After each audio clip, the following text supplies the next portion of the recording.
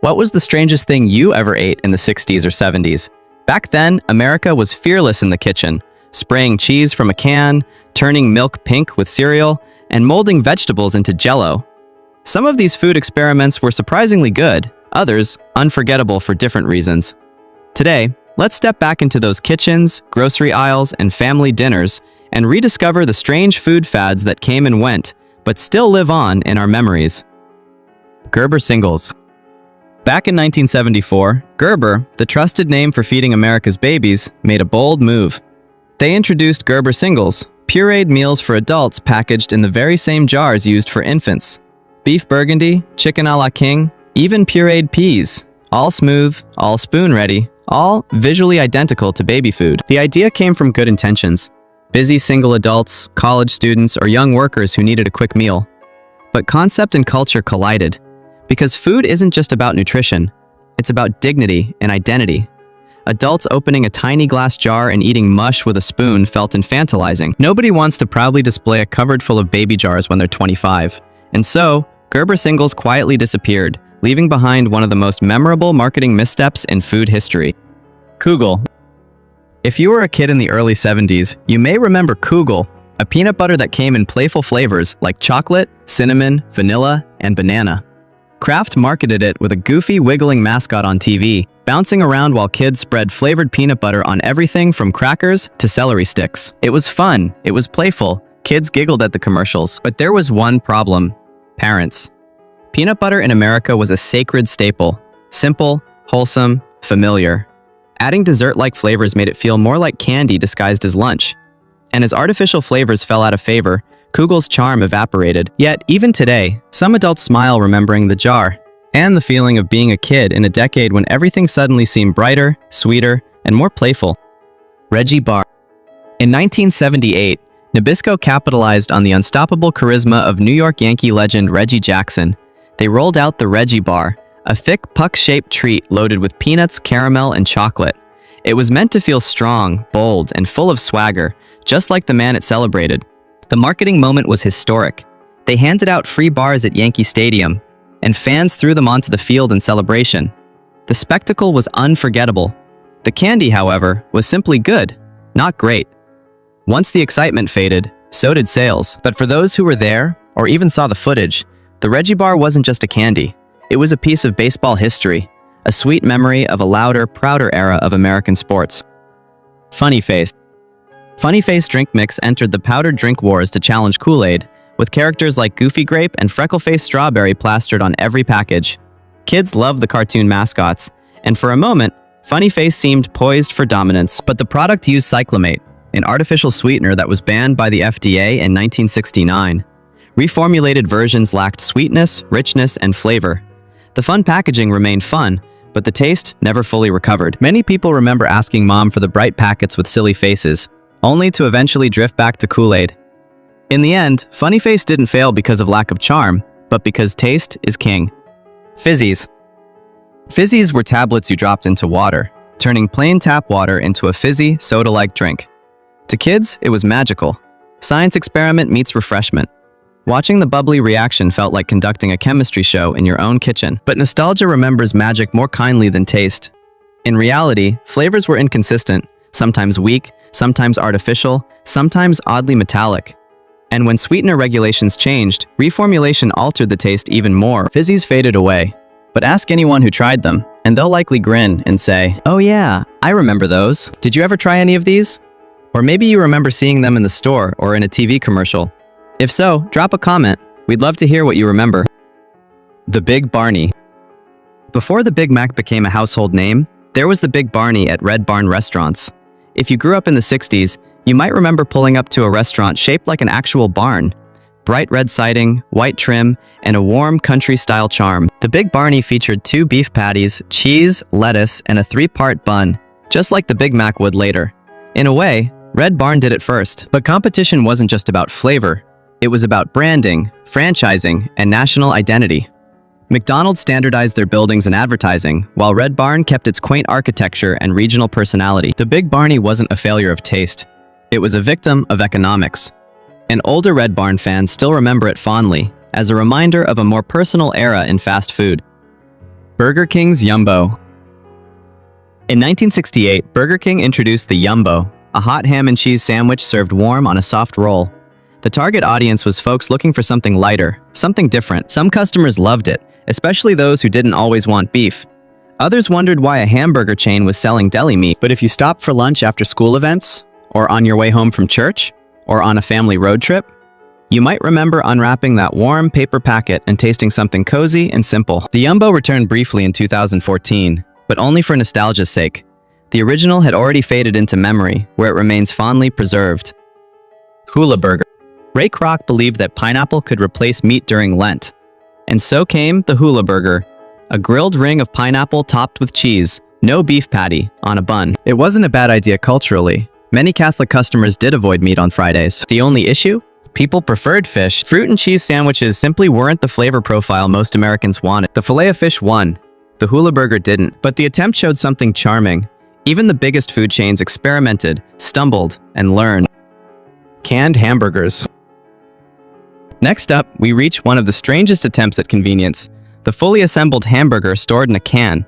Bun, patty, condiments, everything steamed together inside. It was meant for camping, military supply, and emergency kits. But soft bread soaked in meat juices, rubbery texture, odd aroma. Most people tried it once, and never again. Still, it represents a chapter of American ingenuity, where good intentions and convenience simply overshot reality. Do you remember any of these fast food experiments? Celery-flavored Jell-O. Back in the 1970s, Jell-O still carried the cultural momentum of the 1950s gelatin craze. Housewives magazines were filled with recipes for molded salads, aspics, and jiggly gourmet presentations. In response, the Jell-O company introduced savory flavors meant to work with vegetables and mayonnaise. Celery Jell-O was pale green, not bright and fruity, but muted and vegetal. Its intended use?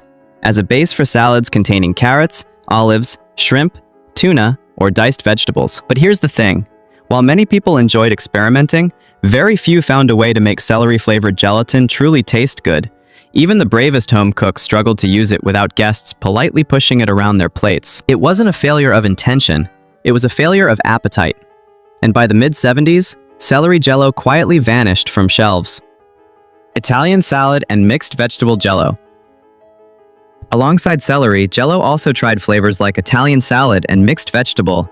These were meant for aspics, elegant molded creations for buffets, weddings, brunches, and mid-century social gatherings. The advertising imagery was lovely.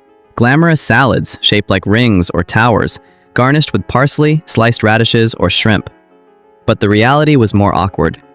Guests weren't sure whether to treat them as appetizers or science experiments. It's important to remember, these dishes weren't created in ignorance. They were expressions of aspiration. America was looking to European cuisine, to sophistication, to novelty. The problem wasn't lack of ambition, just an unfortunate collision of texture and flavor. Mayo-laced Jell-O salads. In the 1960s and early 70s, mayonnaise wasn't just a condiment. It was a binder, a base, an emulsifier, even a decorative layer. Many salads used mayo in the same way modern chefs use cream or cheese. These dishes often included shrimp, macaroni, cauliflower, and peas suspended in gelatin, then topped with a snowy crown of mayonnaise. Visually, they were bold.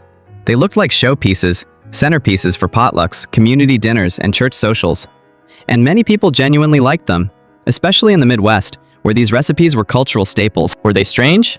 Yes. Were they loved? Also yes, by some. That's the charm of memory.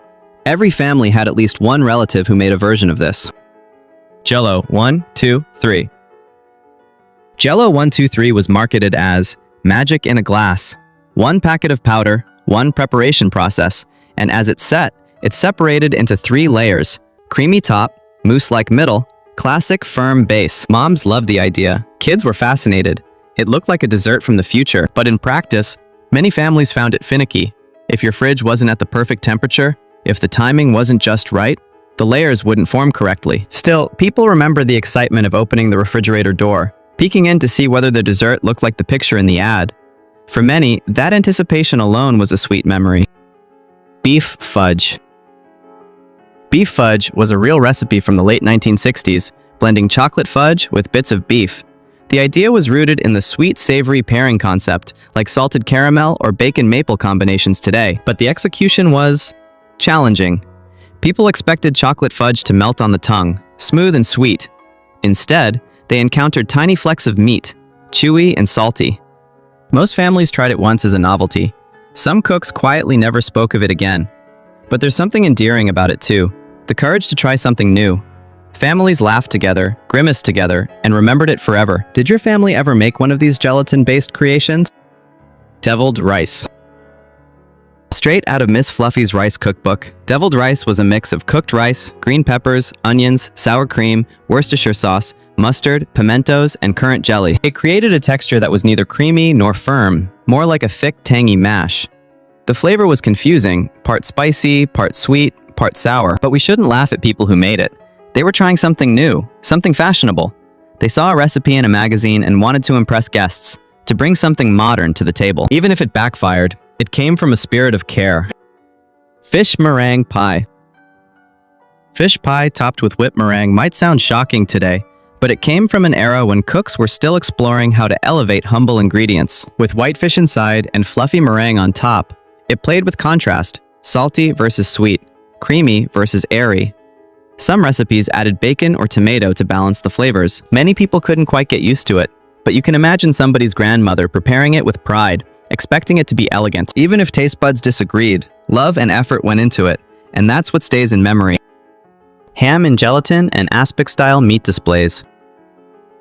Ham slices, olives, carrots, all suspended in gelatin, might look strange now, but in the mid-century culinary world, aspics were fashionable. They showed structure, composition, technical skill. They communicated refinement. These dishes weren't failures. They were art forms of their time. If you saw one of these at a formal dinner or reception, it meant the host had put in work, carefully assembling ingredients for presentation and effect. Today, it may look odd, but back then, it looked impressive. The green jello with grated cheese and nuts. Green jello, usually lime or lemon lime, was occasionally mixed with cottage cheese, pineapple, walnuts, or coconut shavings. Kids might have looked at it funny, but adults often enjoyed the contrast. Tangy, creamy, nutty, sweet. It's a reminder that tastes evolve. What is unusual to one generation can be comforting to another. And even if kids at the table poked at it with suspicion, many parents saw it as a treat. Tomato aspic. Tomato aspic was a molded gelatin made with tomato juice and spices, sometimes served with shrimp, lettuce, or sour cream. It appealed to older generations who grew up with savory gelatin dishes in the 1930s and 40s. The younger generation, however, especially baby boomers, saw it as something odd or old-fashioned. This generational divide is fascinating. Sometimes a food isn't rejected because it tastes bad, but because culture changes faster than taste buds. Which of these gelatin-era foods do you remember seeing? Were you someone who enjoyed them, or someone who tried to avoid them on your plate? The Whaler. Before the BK Big Fish, there was the Whaler, a humble fish sandwich that quietly existed on the Burger King menu in the late 60s and 70s. It had tartar sauce, shredded lettuce, and a crisp fried fish patty on a bun. It wasn't extraordinary, but it was satisfying. The Whaler struggled, not because it was bad, but because Burger King's identity was beef.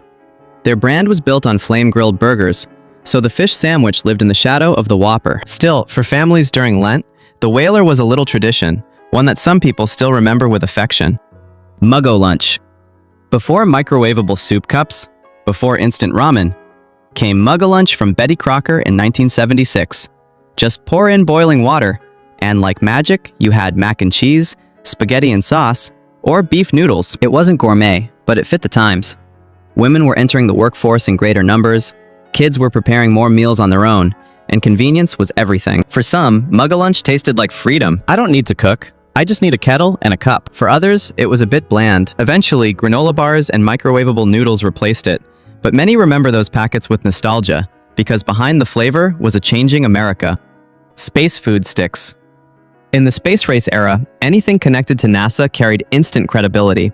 Pillsbury introduced space food sticks, chewy, dense nutrition bars inspired by what astronauts ate. Kids loved them, because the dream of being an astronaut was real, tangible, exciting. But as the novelty wore off, space food sticks didn't hold up as a snack. They were rubbery, muted in flavor, and couldn't compete with candy bars or granola bars. Still, for many who grew up during Apollo missions, eating a space food stick was a tiny taste of the cosmos. Snackmate. In the 1970s, Kraft introduced Snackmate, an aerosol cheese spread that you sprayed like whipped cream, but onto crackers or celery sticks. Kids loved the spray action. Click, psh, Cheese ribbon. To adults, it was a neat trick for parties or quick snacks. But over time, health awareness rose. Artificial ingredients, sodium levels, preservatives, and as America began reading labels, Snackmate quietly became less of a novelty and more of a guilty pleasure. Even today, people smile remembering spraying cheese in zigzag patterns or straight into the mouth when nobody was watching. Hot dog casserole. This dish combines sliced hot dogs, elbow macaroni, cheese, and sometimes canned vegetables, baked together until it became a hearty, melty block of comfort food. It wasn't elegant, but it was economical. When times were lean and kids were many and hours were short, a mother could make one casserole that fed a whole table. Look past the odd combination, and you'll see the love in it. It was warm. It was filling. It stretched a budget. And meals like that are never failures. Hamburger pie. This dish layered ground beef with cheese, onions, and sometimes potatoes, turning a sandwich into a casserole-style dinner. It was classic Americana in a baking dish. Some families adored it. Others preferred their burger between buns. But no matter the reaction, it made people gather around the dinner table. And in the end, that's what matters. Because the value of a dish isn't in its Michelin rating. It's in the memories it anchors. Did your family have a creative dish? Something unusual that you remember from childhood dinners? We'd love to hear about it. Cabbage rolls. Cabbage rolls came to America through immigrant families, Eastern European, Jewish, German, Irish, and Polish communities. They were little bundles of rice, meat, and vegetables wrapped in cabbage leaves, hearty, humble, and resourceful. Some kids grew up loving them, drenched in tomato sauce or gravy. Others remember sitting at the table, trying to politely chew through a vegetable they didn't yet appreciate. But they carried cultural pride, recipes passed down through mothers and grandmothers who grew up in tough times. Corned beef hash. Corned beef hash wasn't flashy, but it was dependable. Corned beef mixed with potatoes, seasoned and pan-fried until crispy on the bottom, sometimes topped with a fried egg. It was born from scarcity, a staple during wartime, rationing, and recovery. Canned hash could sit quietly in the cupboard until needed, and when needed, it delivered. Many veterans remember eating it in mess halls, many busy parents remember using it to stretch breakfast or dinner, and many adults look back fondly on the familiar smell of it sizzling in a skillet, a scent that signaled comfort. Chili mac. Chili mac may look like a strange combination at first, chili mixed with elbow macaroni, but it was ingenious. One pot, one process, and a meal that fed a crowd. It was salty, spicy, simple, satisfying. Families on tight budgets could stretch ingredients. Busy parents could cook once and feed twice. Leftovers became lunches. It became a staple in school cafeterias, church gatherings, scout camps, and busy kitchens. And like so many dishes of the past, its success wasn't measured by gourmet standards, but by the smiles around the table. Jambalaya. Jambalaya wasn't a failure at all. Rather, it stands as a symbol of American culinary fusion. Combining French, African, and Spanish influences, it blended rice with sausage, shrimp, chicken, tomatoes, peppers, and spices. It was flavor. It was culture. It was family. In Louisiana and across the South, jambalaya wasn't just food, it was community. A dish for weddings, wakes, reunions, Sunday dinners, and festival halls. If you ever entered a kitchen where jambalaya was being cooked, you likely remember the warmth, the steam, the fragrance, and the feeling that you were part of something meaningful. Beanie weenies. Beanie weenies were a combination of baked beans and sliced hot dogs, sometimes homemade, sometimes straight from a can. For many kids, they were the ultimate quick meal. For parents, they were convenient and affordable. They showed up at campouts, backyard dinners, and busy weeknights. They were salty, sweet, easy, and fun. Today, they're sometimes chuckled at, but at the time, they were lifelines for busy families. If you ever opened a can with a manual can opener and heated beanie weenies in a saucepan, you're probably smiling right now. Slumgullion. Slumgullion was what happened when families improvised. Ground beef, macaroni, tomatoes, onions, beans, whatever was available. It didn't have strict rules, and that was its beauty. It represented resilience, creativity, making something out of almost nothing. Some families seasoned it richly, others kept it plain, but no matter how it was prepared, it always filled bellies and brought people to the table. Sometimes the best memories come from the most unpretentious meals. Grape Jello salad. This dish mixed purple Jello with whipped cream, cream cheese, nuts, or grapes. It often appeared at church suppers, Sunday dinners, morning meals, and warm family gatherings. It wasn't avant-garde, but it was beloved. Sweet, creamy, cool, gentle, especially on warm days. If someone's grandmother made it, you probably remember who she was, and the sound of her voice. Food has a way of carrying people inside it. Some dishes are remembered not for their taste, but for who served them. Vanilla Crunch. When Captain Crunch released Vanilla Crunch in 1974, the box featured Sea Dog, a playful character who accidentally invented it. The cereal was sweet, crunchy, and tasted like vanilla frosting. Kids loved it, though perhaps as a treat rather than daily breakfast. It was discontinued after only a few years.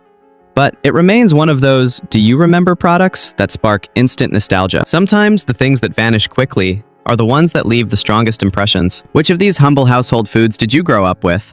And was there one you secretly loved? Crazy Cow cereal. Introduced by General Mills in 1977, Crazy Cow cereal came in two versions, chocolate and strawberry.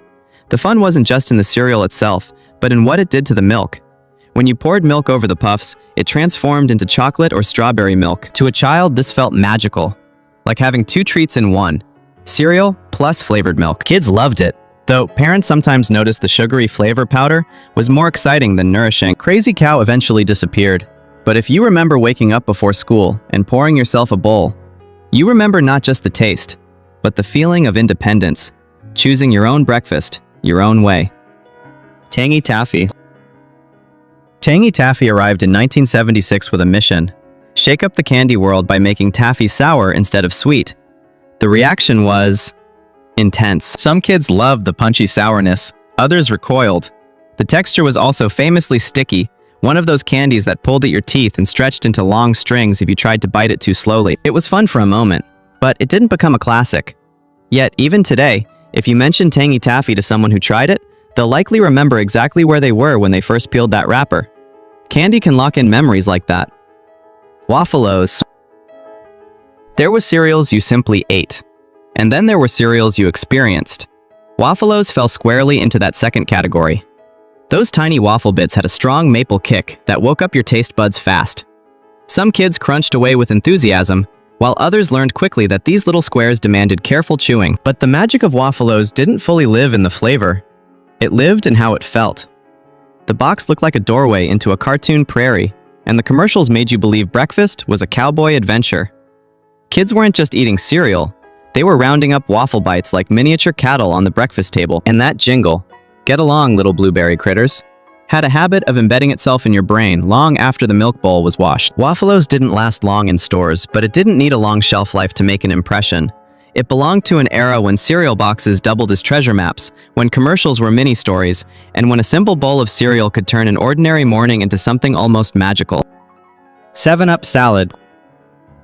Back in the 1960s and early 70s, America had a fascination with Jell-O desserts, and the 7-Up salad was one of the most beloved oddities. Imagine lemon-flavored gelatin mixed with canned fruit cocktail, crushed pineapple, marshmallows, and, yes, actual 7-Up soda poured right into the mixture. The carbonation made the Jell-O puff slightly as it set, creating a soft, airy, almost mousse-like texture. Some versions even added cottage cheese or whipped cream for extra richness. At church potlucks, family reunions, neighborhood barbecues, someone always brought the green bowl. Kids loved the sweetness. Adults found it refreshing, and nobody questioned the science. It was simply just how Grandma made it. Even if tastes have changed, and today's diners might look at it with curiosity, 7-Up salad lives on in memory because of the people who made it, the aunt who always brought it, the grandmother who swore by it, the family table where it always disappeared quickly. Banana and Miracle Whip sandwiches. This humble sandwich was already old-fashioned by the 1960s, but many families still ate it. You'd spread white bread with Miracle Whip, sweeter than real mayonnaise, then layer slices of ripe banana on top. Some people sprinkled a little sugar or cinnamon, others kept it simple. To modern taste buds, the combination might seem odd, tangy mayo-style dressing meeting soft, mild banana. But to earlier generations, it was a cheap, filling, and oddly comforting treat. It satisfied a sweet craving without the cost of deli meat or cheese. If your mom or regular parent grew up during the Depression or wartime rationing, this sandwich wasn't strange, it was nostalgic. When they served it to their kids in the 60s or 70s, it was a quiet passing down of a memory and a lived experience. Today, even if some people joke about it, banana and Miracle Whip sandwiches are remembered warmly by those who associate them not with weirdness, but with love. Pineapple and cottage cheese rings. This was a popular, refreshing salad in the 1960s and 70s, though today, many people would probably call it dessert, or something else entirely. It was incredibly simple, a canned ring of pineapple topped with a generous scoop of cottage cheese. Sometimes it was sprinkled with paprika, sometimes garnished with maraschino cherries, sometimes drizzled with honey. It was served at lunches, luncheons, potlucks, and backyard gatherings, especially in the summertime. To kids, it looked peculiar. Fruit and cheese wasn't the most obvious pairing, but adults swore by it. Sweet, tangy, creamy, and bright. This dish reflected the era's fascination with balanced plates. A little protein, a little fruit, a little elegance. For many moms and grandmothers, it was a reliable side dish that could be assembled in seconds. No cooking, no fuss. Just open the can, scoop the cheese, and you had something respectable to serve. Even if modern palates have shifted, pineapple and cottage cheese rings remain a symbol of mid-century practicality, the ability to make something memorable out of everyday ingredients, and the warmth of meals shared around simple tables. Ambrosia salad. Ambrosia salad wasn't just a dessert, it was a celebration. A bowl of coconut flakes, mandarin oranges, mini marshmallows, whipped cream, cherries, and sometimes crushed pineapple. It wasn't elegant, but it felt special. This was the dish that appeared on holiday tables, Easter Sundays, summer picnics, and family gatherings. It was the dessert every child looked forward to, the one they snuck bites of in the kitchen before dinner. Sweet, fluffy, fruit-filled, it somehow tasted like sunshine and childhood itself. Every family had their variation. Some added pecans, some added sour cream for tang, some dyed it pink with a splash of cherry juice. But no matter the version, ambrosia salad was more than a recipe. It was a tradition. And today, when people remember it, they don't just recall the flavor, they remember who made it. The grandmother stirring it in a big glass bowl, the aunt laughing as she added just a few more marshmallows, the kids trying to steal spoonfuls before it reached the table. Why were Americans so effortlessly slim just a few decades ago? Walk into any American neighborhood in the mid-1970s and you'd notice it immediately. People were leaner. Old family photos show dads mowing lawns, moms cooking simple dinners, and kids flying down sidewalks on their bikes. It wasn't dieting or gym culture. America simply lived differently. Smaller plates, real food, constant movement, and a world untouched by supersizing quietly shaped a naturally thin generation. Today, let's step back into that simpler America and uncover the surprising truth behind it. Food journey with us. If any of these strange creations brought back a memory, good or bad, we'd love to hear about it in the comments. Don't forget to like, subscribe, and join us next time as we revisit more moments from a world that's gone, but never forgotten.